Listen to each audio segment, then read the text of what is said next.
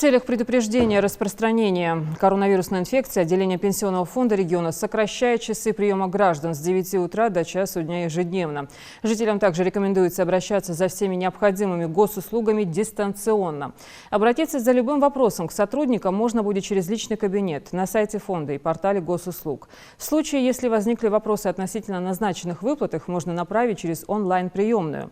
Если жителю все же необходимо посетить офис Пенсионного фонда, ему лучше воспользоваться сервисом предварительной записи номера для звонков, которые вы сейчас видите на своих экранах. Через кабинет можно оформить выплаты по уходу за пенсионером, ребенком-инвалидом или инвалидом с детства первой группы.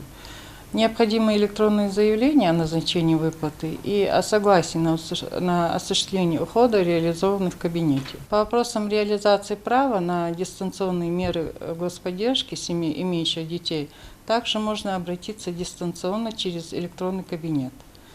Пенсионеры и предпенсионеры могут получить через кабинет необходимые справки, в том числе для дистанционного представления в другие организации.